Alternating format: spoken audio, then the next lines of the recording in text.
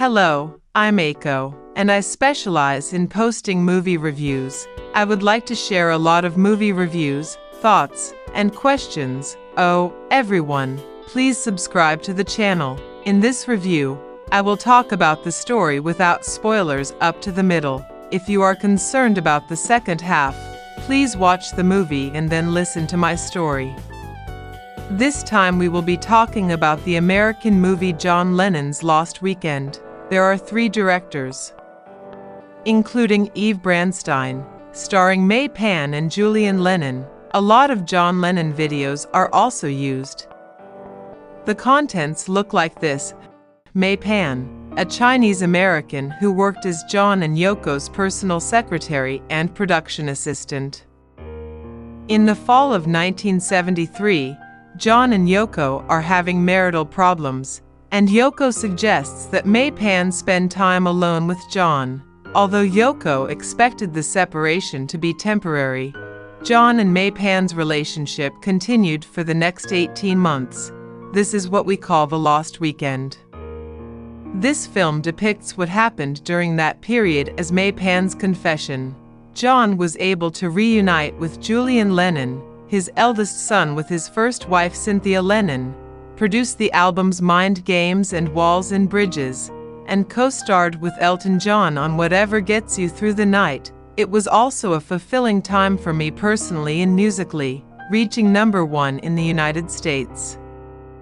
Furthermore, his interactions with many of his friends blossomed, including collaborations with David Bowie, Harry Nilsson, Mick Jagger, Ringo Starr, and a reunion with Paul McCartney. And how will the Lost Weekend end? This is the content. This is a film about memories with John as seen by Yoko's official mistress, May Pan. First of all, this movie is a must-see not only for fans of the Beatles and John Lennon, but also for music fans around the world.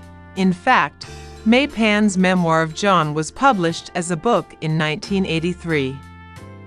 However, this time, it is full of episodes that have not been released before, including her own interviews and photos.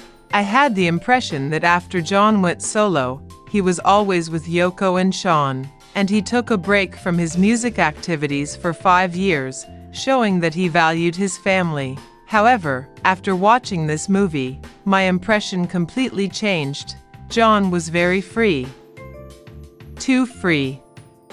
He had a free life, but he was also free musically, and I was surprised to see how energetically he collaborated with various musicians. In addition to his own songs, he was also very active, especially producing Nilsson's albums. In any case, in this movie, valuable photographs appear one after another, and it is said that most of these are the first photographs to appear in public. Even in a single photo, there were photos of him with various facial expressions, and there were photos of him interacting with musicians, and the true face of John Lennon was truly shown in this movie.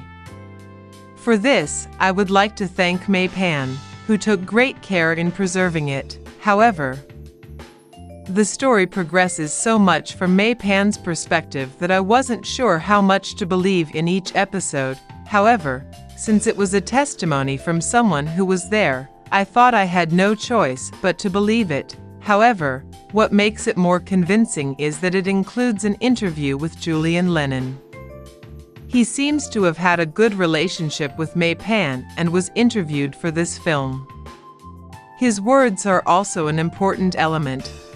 It's a John Lennon movie, so please don't get too excited about the music.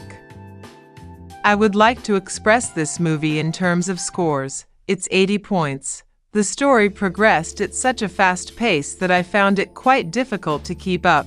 Now, from here on out, there will be spoilers. If you haven't seen this movie yet, please subscribe and like the channel, then close your browser or app.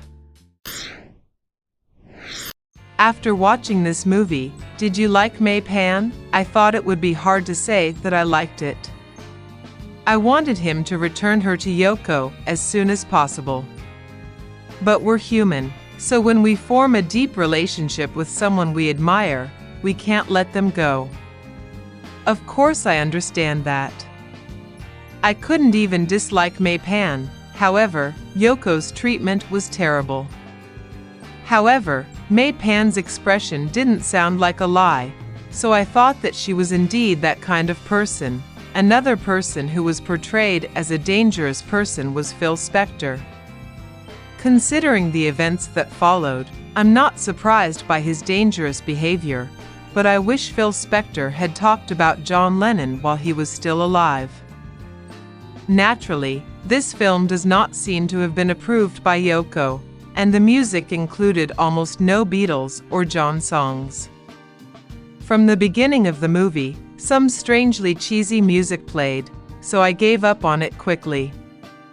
However, the important thing about this movie is not the music, so after I finished watching the movie, I listened to a lot of John's music on my subscription service.